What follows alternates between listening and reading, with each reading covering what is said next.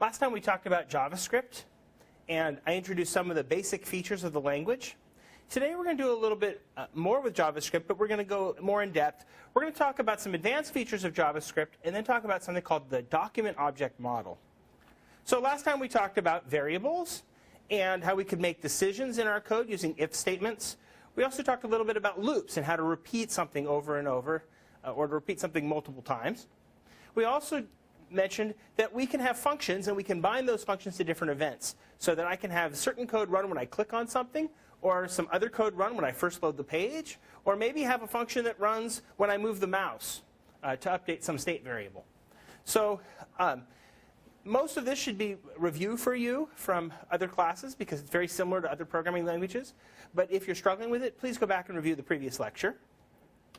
Today we're going to talk about some of the more advanced features of JavaScript. And in particular, we're going to talk about objects. So what is an object? Well, in JavaScript, an object is just a collection of related data items. So for example, if I just want to store the number of zebras that I've seen, that I can store with just a number. So I can have a variable var numZebras and set it to 6. Or maybe in my role as zookeeper, I care about the name of my next exhibit. Well, that's just a string, so I could say var next exhibit is wildebeests. These are really easy to store. The problem is that if I want to store more complicated data, data that has more structured relationships, I need some way to store multiple pieces of data about the same object. And so I can do that in JavaScript. Let's illustrate this with an example. Suppose I want to represent a project in this class. I might need an object that has a name, the name of the project, something like lab2. Also a due date, a number of points that the project is worth, and also I probably want some sort of link to the handout for the project so that you can click on the link and download the instructions for completing the project. So to do this, I use something called JavaScript Object Notation, or JSON. In the bad old days of the web, if you wanted to pass information between the client and the server, or between two different programs, typically you would use XML. XML, or Extensible Markup Language, was a sort of standard way that you could express data that was language independent. So no matter what programming language I was using, I could read in an XML file, and I had functions that could parse it, and I could understand what the data items were and how they related to each other. The problem with XML is that it was a really verbose language. It is a markup language like HTML. In fact, it's based on HTML to some extent. And so it uses tags for everything. It says, OK, this is an object, and then at the end it says /object. And then between the object and /object tags, it would say something like int, and then your integer, and /int, double, and then your double precision floating point number /double, or whatever other tags that you defined using your document template. And these tags would be nested like they are on a web page, and you could transmit objects back and forth. The problem is that those tags are long. They are a lot of text, and they take up space both on the disk and in memory, and we have to transmit them over the network, and they don't often compress very well, and so you wind up sending big messages that are slow to transmit back and forth. Furthermore, when the server sends an XML object to the client has to parse the information before it can use it. So it has to run this routine that goes through the XML file and figures out what it means. Similarly, if the client sends something to the server has to parse the document, which is slow. So JSON has become a lot more popular than XML. A lot of things that used to use XML now use JSON instead, because JSON is very brief. It's not verbose. I can send a JSON message very quickly and interpret it really quickly by just running it as a JavaScript command. I don't actually have to parse it. I can just interpret it. And this is a win-win, and so it's becoming popular. And the notation looks like this. So here's an example of how I could create project 1 in JavaScript. So I can say var, to make a variable, project 1, and then I can assign it to an object. Or sorry, assign an object to it with the gets operator, the equal sign. So in JavaScript, an object starts and ends with curly braces. So we have an opening curly brace, and then we have a closing curly brace. And in between, we have key value pairs. So I'm going to map a field name, which is a string, to some sort of value. So here on the left, I have my field names. Then I have a colon. That's the syntax for a field in a JavaScript object. And on the right-hand side, I have my value, which might be a string in double quotes, or it might be a number, or it could be any other object, like a Boolean value. In fact, as we'll see later, it can be another JavaScript object or an array even. So here, I've set the name field to be project1 : hello world in double quotes, so it's a string. I've set the due date to be 2016 11/30 23:59:59, so that's 1 second before midnight on November 30th. I've set the number of points to be 20. Notice I don't have double quotes there because 20 is just a number. It's a numeric constant, not a string constant. And finally, I've set the handout field to this URL, http://marmerstein.org/twiddlerobert/project1.pdf. So now I have project 1, and I can manipulate it as an object. I can pass it just like I can any other variable. I can pass it to a function, and I can move it from one part of the code to another. So once I've created the object, what can I do with it? Well, the main thing that you do is access the fields. So there's several different notations for this, and JavaScript supports 2 really common ones. And the easy way to get the fields is to say project1, which is the name of my object, dot name, which is the name field. So if I say project1 dot name, it's going to retrieve the name, which I think was project1 : hello world. So in this example code, I have an alert box that I'm going to pop up, and the text will be the word project, followed by project1 : hello world, followed by is due at. And then another way to access a field in an object is to use angle bracket notation. Sorry, not angle bracket, but square bracket notation.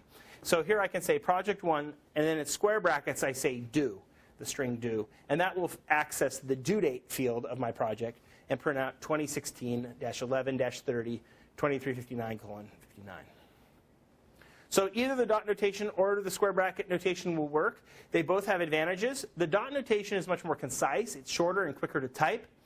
But I can use the square bracket notation if I want to, for example, loop through the fields of an object or something like that. So JavaScript objects are very different from objects in other programming languages, especially languages like C++ and Java that have strict typing. So in particular, JavaScript doesn't have the idea of a class.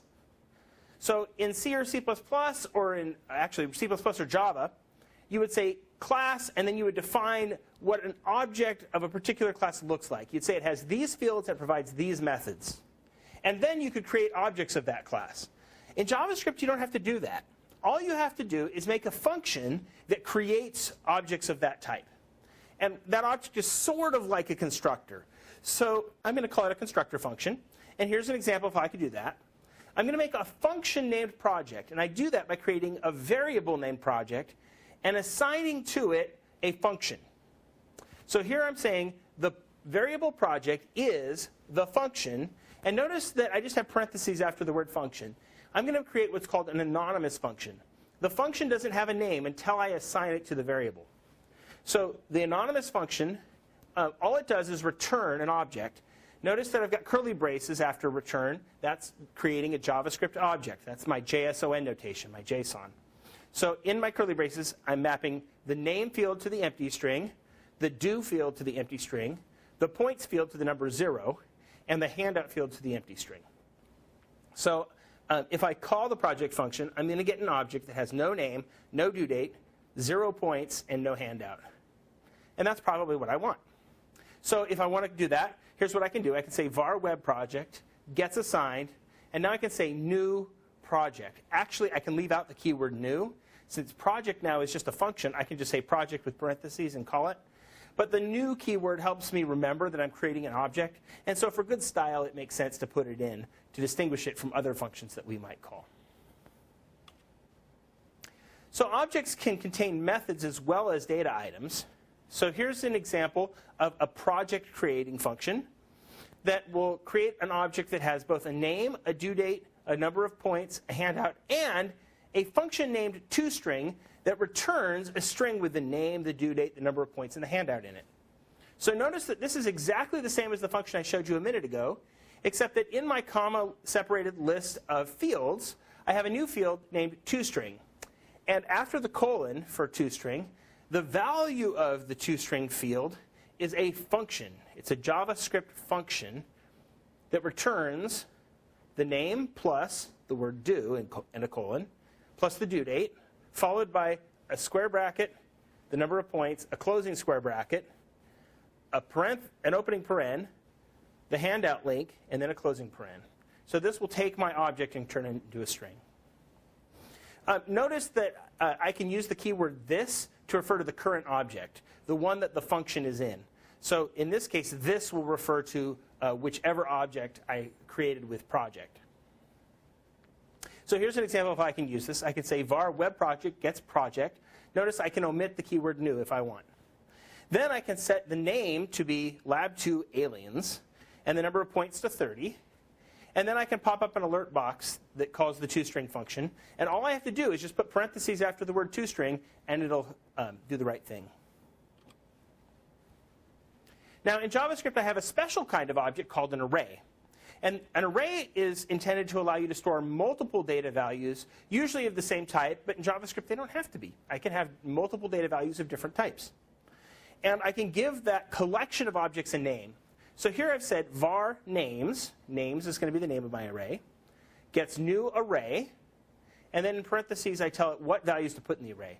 So I'm going to put the string HTML, the string CSS, and the string JavaScript. So I could access these in several different ways. But the easiest way to do this is to use the square bracket notation. And JavaScript allows us to access arrays using the position of the element in the array. So what that means is I could, for example, create an array, var names equals, and use square brackets to create the array, the string HTML, comma, the string CSS, comma, the string JavaScript. And this will do exactly the same thing as what I have up above. I just don't have to say new array because it has this shortcut for using square brackets. Similarly, if I want to access a field of the array, I can say alert to pull up a dialog box. And inside I can say names sub1. Where sub is my square brackets. And this will pull up a dialog box containing the item in position 1, which happens to be CSS. In computer science, we count from 0. So names sub 0 would be HTML, name sub 1 is CSS, and name sub 2 is JavaScript. The real power of arrays, though, is that we can use them together with loops. So here, instead of having 0, 1, or 2, I can put a variable named I. And I can pull up an alert box that displays name sub I. And then I can loop so that I starts at 0 and goes through the length of my list. Notice I can say names.length to get how many names there are in my array, in my list. And so this will loop through, and it'll bring up one dialog box for each string. I'm sorry, I can't speak today. It'll loop through the list and bring up one dialog box for each string. So it'll first bring up a dialog box that says HTML. Then when I click OK, it'll bring up another one that says CSS. Then when I click OK, it'll bring up another dialog box that says JavaScript. It's going to loop through each thing in the array and print it out in a dialog box. I can also put arrays in objects. And all I have to do is use the square bracket notation. So here's an example of creating an object named to-do. And I've mapped the names field of my to-do object to a list of things, to an array of 3 strings. The first one is go shopping. The next one is make dinner. And finally, clean living room. I can also have an array of Boolean values. So I've also created an array named done. And the done field in my to-do object contains 3 values, true, false, and false. So perhaps that means that I have gone shopping, but I haven't made dinner or cleaned the living room yet. So the main reason that we care about objects is because they let us do powerful things. And every web browser builds a tree of objects called the document object model that actually allows us to access the different parts of the web page. So what's happening is that when your web browser loads a web page, it creates a data structure that shows the relationships between the different elements of the page. And every element on the page has its own place in this model, this document object model. And we can navigate from one part of the page to another using the document object model, and we can make changes to the web page. So for example, if I have a web page with this HTML, notice that I have an HTML tag at the top and a /HTML tag at the bottom, like I always do. But inside my HTML and /HTML tags, I have several different elements. In particular, I have 2 elements at the top level of the document. I have a head element and I have a body element.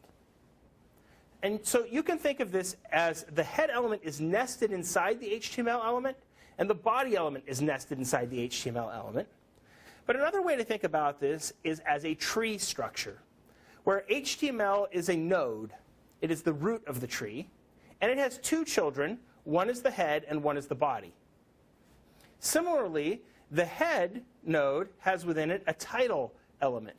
And you can think of the title element as being inside the head section, or you can think of it as being a child of the head section. So in other words, I can think of a web page as a bunch of nested elements, or I can think about the relationship between those elements as a tree structure that looks something like this. So here I have my document at the top. My HTML element represents the entire document, and it has two children. It has a head child on the left and a body child on the right. You can think of this as sort of a family tree where the ancestors are at the top and the descendants are at the bottom. The child of the head node is a title node. The body has two children. On the left it has a div child, and on the right it has a nav child, a nav bar. If we go back to the HTML, you'll see that within the body element and the slash body tag, between body and slash body, we have a div with ID content, and we have a nav. We have some other things inside the div and some other things inside the nav, but those are the top-level elements of the body. So the div also has some children. It has two paragraphs. And one paragraph has a bolded section and an italic section, a B and an I element. The other paragraph doesn't have any other elements inside it. We also have a nav element that contains an unordered list, a UL element. And that unordered list contains 3 list items. So we can think of those as being 3 children of the unordered list. So if I start at the HTML tag at the top, I can get to any other element of the page by following the parent-child relationships, what we call the edges of this graph or of this tree. So for example, to get to the bold section, I can say, OK, go to the body child, and from the body child, go to the div child, and from the div child, go to the first paragraph, and order does matter, and from the first paragraph, go to the bolded element. And we can modify our web page from JavaScript code by calling functions that add or remove nodes to this tree structure, to this document object model. Or we can navigate to one of the elements and change its CSS properties, or add text to its contents, or remove text from its contents. We can modify it in several different ways.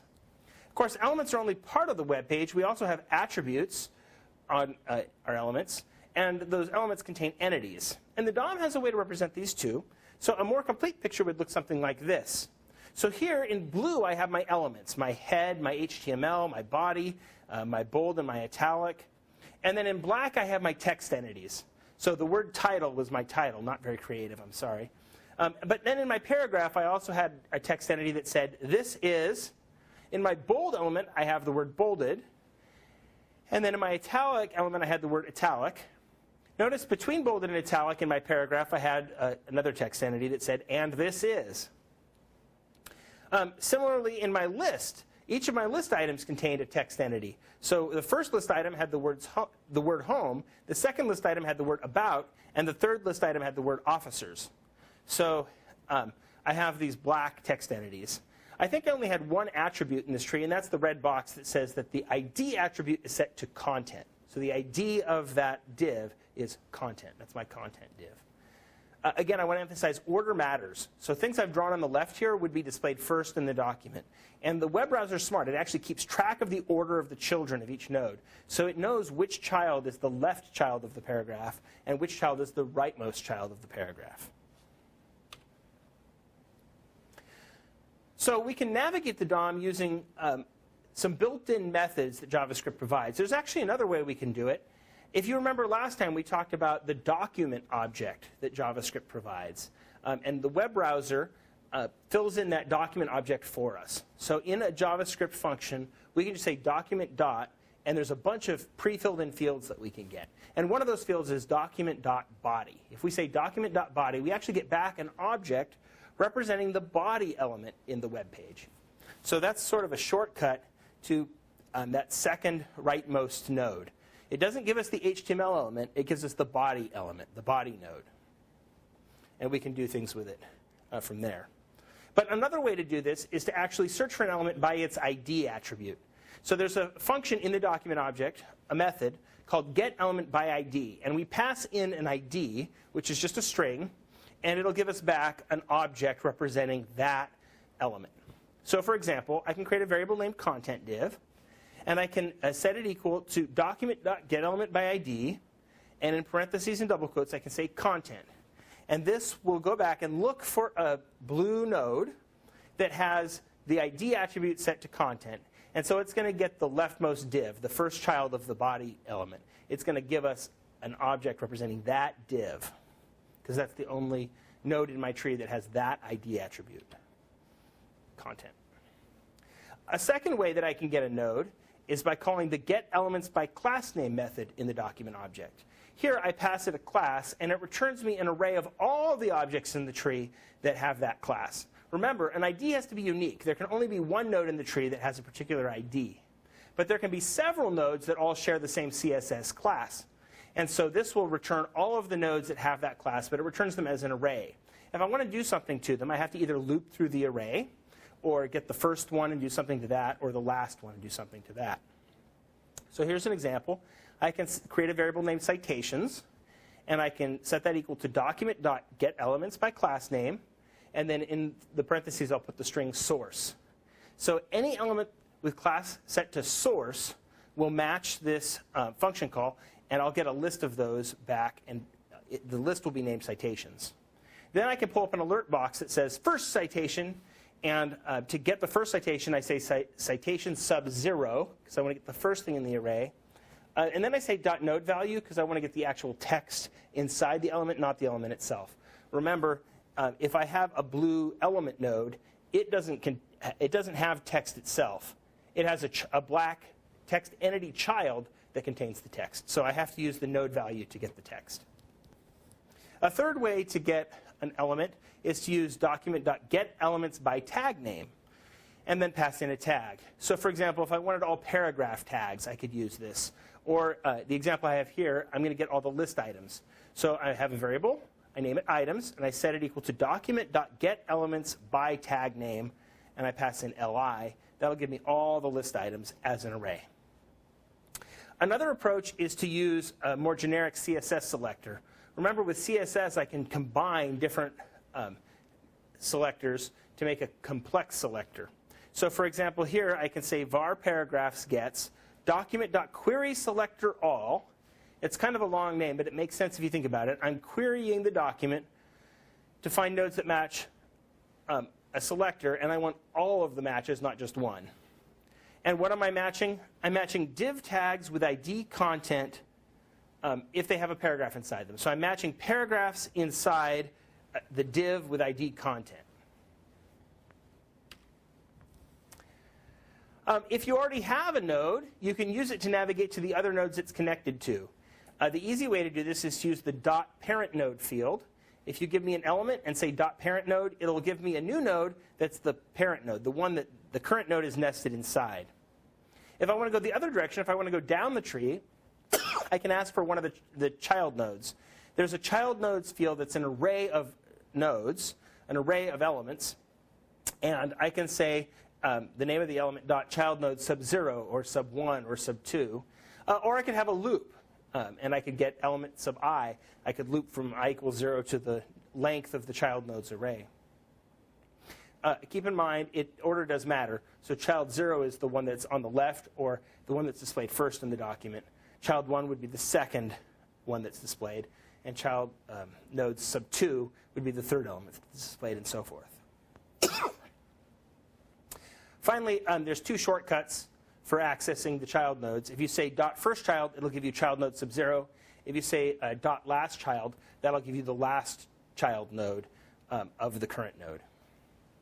Similarly, there's a previous sibling and a next sibling accessor. Those actually go back up to the parent and then down to the previous child, back up to the parent and down to the next child, assuming that you have siblings, right? You might be the only node under your parent, in which case previous sibling and next sibling return null. Once you've got a node, you can modify it, and you can print out its value. You can use the value. So there's a couple different ways to do that, too. One way is to use the inner HTML property. We talked about this in the last lecture.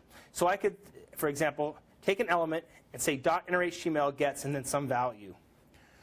Or I could print out the HTML by saying alert and then inside the parentheses passing in element.inner HTML. So here's an example. I can say document.getElement by ID of title. This will search for a tag that has its ID attribute set to title. In the example I had before, I didn't have one like that, but I could in a document. And then I could say .inner HTML gets an important page, and this would change the title text to be an important page. I can also modify the attributes of an element. So if I have an element and I call the .setAttribute function, I pass in the attribute to change and then a comma and the value. So I could also print out the value of an attribute using element.attribute. Notice it's not setAttribute, it's just element dot, the name of the attribute. So for example, I could do this. I could say document.getElement by ID of tool. It's going to search through my document. It's going to find an element that has the ID set to tool. Then I can set the attribute of that element, the class attribute, to be active. So it has ID tool, and now it also has class attribute set to active. So it's now in the active class, and depending on my CSS, it may display differently. If I wanted just to print out its class attribute, I could use maybe an alert box or something, and I could say element.class, and that would retrieve the class that it's in, the class string. A third way to modify the element is to change its CSS properties. And to do this, I just take the name of the element and I say .style, that's to get to the CSS part, and then dot, and I put the CSS property name. So for example, I could say, if I have document.body, that'll give me the body element. And I could say .style, .color gets green. And that would change the text color of the body element of my document, all the text, to green. Or, for example, I can print out the color of the text by saying alert. The body text color is, and then I have a plus, document.body.style.color. And that'll print out the color attribute. I can also attach events to elements. I can attach a JavaScript function to an event, like an onClick or an onLoad event. And I do that in the usual way. First, I fetch the object, and then I say dot and the name of the event gets, and then I pass in a function. So here, I have document.getElement by ID of box. So it's going to search the tree for an element with ID set to box. And then I'm going to set its onClick attribute to be this function, the function that pulls up an alert message that says ouch. So now if I click on that element, the one that has ID box, if I click on it, it's going to say ouch. Stop touching me. Okay. I can also change the text within a node. So to do that, I use node value. I think I showed you an example of using node value before.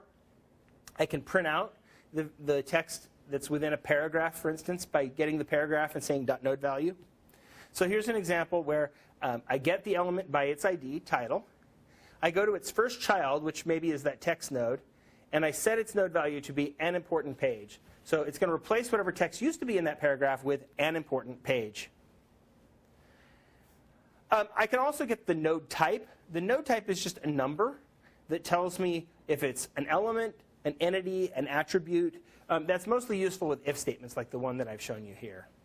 There are a bunch of predefined constants in Java, so that instead of using numbers like 0, 1, 2, or 3, you can say node.element node, or node.text node, or node.comment node, or node.document node, and it'll match the different types of nodes without using those magic numbers. So I can find an element and I can change its properties, its CSS properties, the value of its text. I can change its HTML directly. But another thing that I can do is add and remove elements to it. So I can give it new children and remove its existing children and that kind of thing. So to do that, I can use the document.createElement function. Notice that the createElement function is a method of the document object. So you don't say like paragraph.createElement. You say document.createElement. And then you pass in what kind of element to make. So in this case, I want to create a paragraph. I would say var paragraph gets document.createElement, and then in parentheses I'd say p, the string p, and that'll make a paragraph. Now creating an element doesn't actually put it on the web page because the web browser doesn't know where to put it yet. it creates it, but it's just sort of this anonymous thing hanging out in memory, and it doesn't display yet. In order to display it, you actually have to add it to the page. We'll talk about that in a minute. So the other thing that I can do, I can create elements, but I can also create text nodes or entities. And I do that with the document.create text node field. I put the text I want in my text node inside the parentheses. So here I can say var text gets document.create text node, and in parentheses I have the string, this is some text. If I want to actually add one of these text nodes or one of these elements to the web page, I have to put it in the tree. And the way that I do that is I find the place I want to put it, and I add it as a child of that element. And to do that, I use the append child function. So here I can say element.append child, and then put my element in. So for example, I could say paragraph.append child of text. So that would take the text node that I just created and make it a child of the paragraph node I created before. I can also do this in a couple other ways. I can use the insert before function, which takes two nodes. It takes a new node that I've just created and an old node that's already in the tree, and it'll put it in the web page in front of the old one. If you append a child, it puts it after, but if you insert before, it puts it in front. You can remove nodes with remove child and replace them with .replace child. Again, the syntax is new node first, comma, old node, and it'll delete the old one, replacing it with a new one. So that where I used to have a paragraph, now I have a list, for example. I can replace a paragraph with a list. So here's some examples of how I might use this. First of all, now that I can manipulate the DOM, we can create some events to add elements to a web page. So I've called this click.html. The idea is pretty simple. I'm going to have two divs, and they're going to be just drawn as colored boxes on the screen. One is going to be a box, and the other one's going to say click me. And every time I click on the click me button, it's going to add another box to my web page. So to do that, I have some HTML. I have my standard head section, but I have two special tags there. First of all, I'm pulling in a CSS style sheet named click.css. And then notice I have a script tag that pulls in the file click.js. That's where my JavaScript functions are going to go. And then in my body, I just have two divs. The top one is my box, my initial box, and it has the text last box inside it. And then my second div is the click me button, and I've given it the ID button, and I've told it that when it's clicked to call a JavaScript function named add box. I've also given both of these divs some style. So remember, both boxes, all the boxes I create are going to be in the box class. Here in my HTML, notice that I've set the class attribute to box for that first div. And so I've made it 2 inches wide. I've made the text white on a blue background. I've centered the text. I've given it margins. I've made the font a little bit bigger and put it in bold. And I've given it some padding. Similarly, the click me button is 2 inches wide, but it has a red background. It has a slightly different margin. Notice I'm using the margin auto trick to center things within the div. I've centered the text. I've given it a large font. I've bolded it, and I've given it some padding. And here's the code that does the magic. So the first thing I do is I create a variable called numBoxes, and I set it to 1. Because initially I have that one box that says last box. So I start with one box. Notice that this is a global variable. It's not inside any of the functions. It's just outside all of them. And so every time I call the function, it's going to use that same variable over and over and over. It's not going to create it and delete it when the function's over. The name of my function is addBox. And inside I have a lot of code. And the very last line of the function is probably the most important in some ways. It adds 1 to numBoxes. So it keeps track of how many times I've clicked. Every time I've clicked, the number of boxes goes up by 1. But if I want to actually put a box on the page, I have to do a little bit of work with the DOM. So the first thing that I do is I create a variable called newBox, and I use createElement to make a new div element. So newBox is a brand new div, but it isn't on the page yet. It's just in memory. Before I put it on the page, I set its class attribute to box so that it will be blue and have white text and all the other things from my style sheet. Now, of course, an empty div isn't very useful. I need to put some text inside the div. So to do that, I need to create a text node. So I create a variable called boxText, and I set it equal to the word box, plus I add numBoxes, which remember is the number of times I've clicked. So at first, this will be box 1. The second time I click, it'll be box 2, then box 3, and so forth. Each time I click, boxText is going to change to be box and then some number. Then I can take that text and make a text node out of it that I can put in my web page. So I create a variable named box node, and I use document.createTextNode with the box text between my parentheses. That'll actually create a node that has the word box and a number inside it. I append the new box as a child of my box node. I'm sorry, other way around. I append box node as a child of new box. So remember, new box is my div, box node is my text. I'm putting the text inside the div. Now I just have one thing left. I need to put it in the actual web page, and I need to tell JavaScript where to put it. So the first thing that I do is I find that last box, the initial box that was there when I started the web page. And if you remember, it had ID set to box 0. So I use document.getElementById to find box 0, and I call it box 0. And then I go to box 0's parent node, so box0.parentNode. That's the div. That's the body section of my document that contains the div. And I use insert before to put my new box in front of box 0. So here's what the initial page looks like.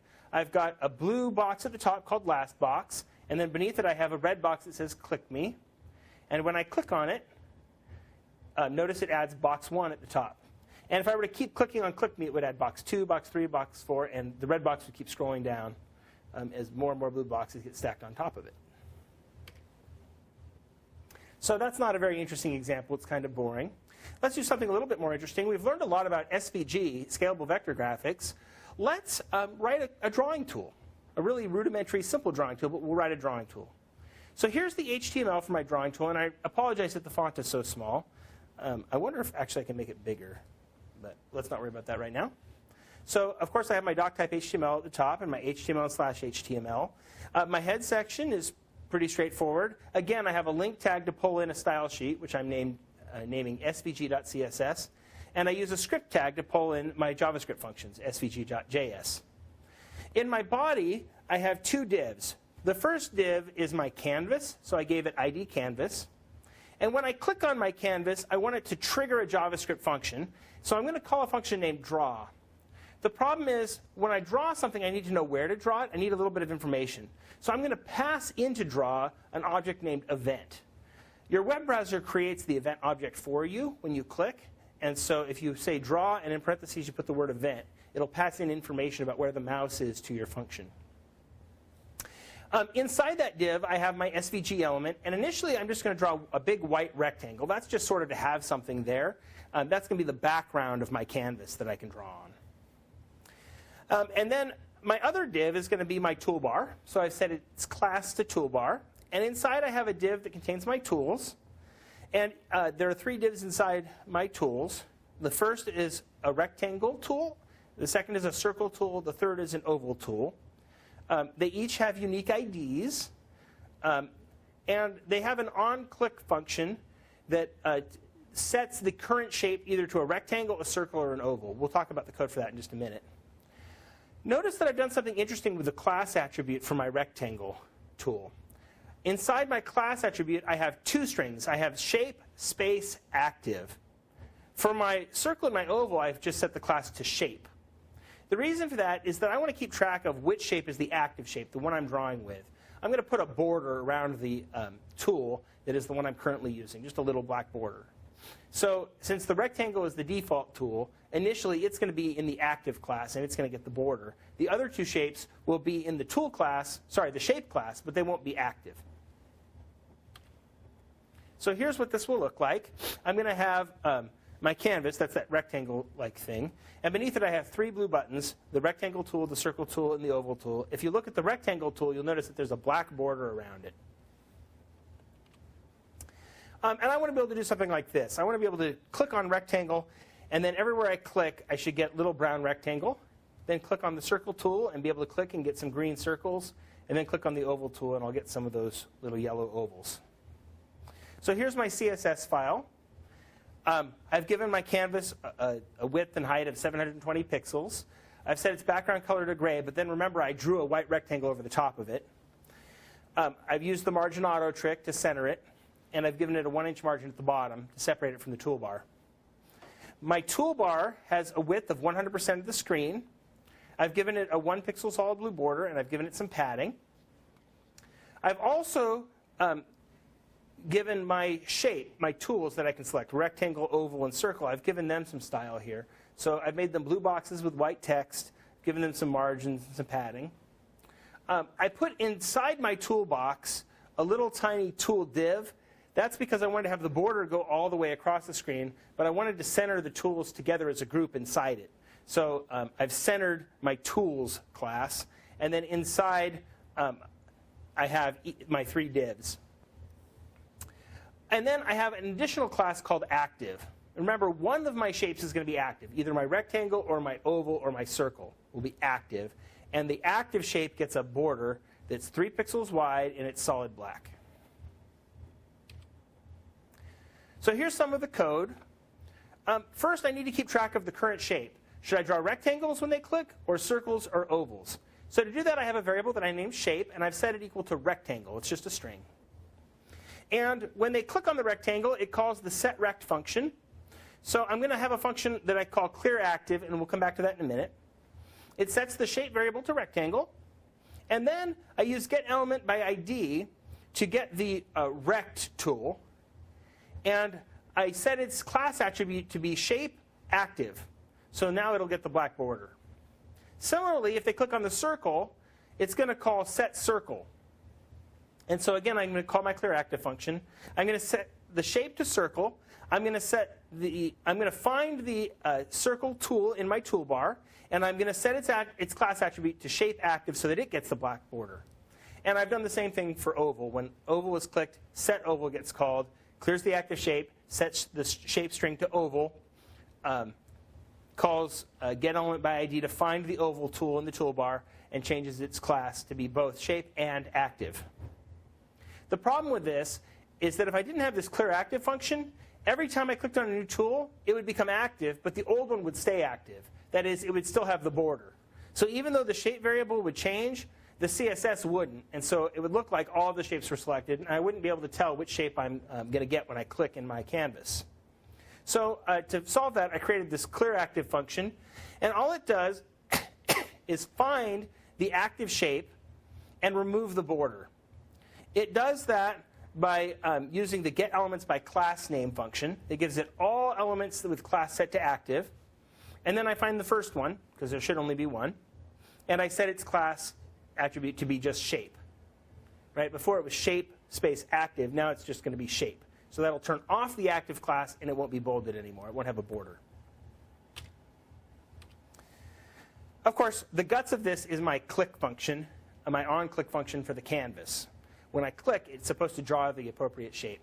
So in order to do this, I need to use SVG. Now, I told you before that you could embed SVG directly into an HTML page, and you can.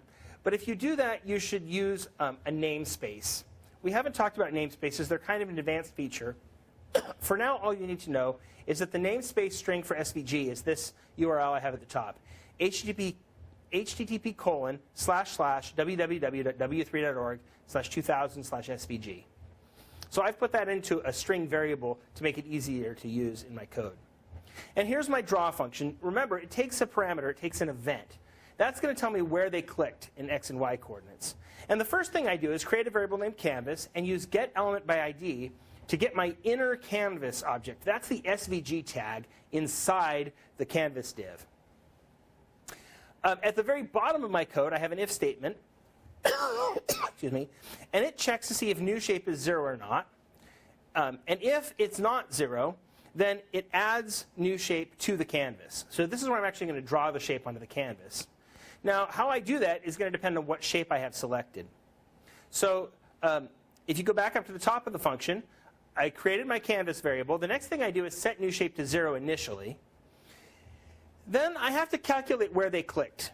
And I can't just take the x and y coordinates from the event, because if I did that, it would give me the coordinates with respect to the page, not with respect to the SVG image. And so I'd get the wrong coordinates. Instead of putting the rectangle where I clicked, it would put it somewhere else. So to do that, I get an offset.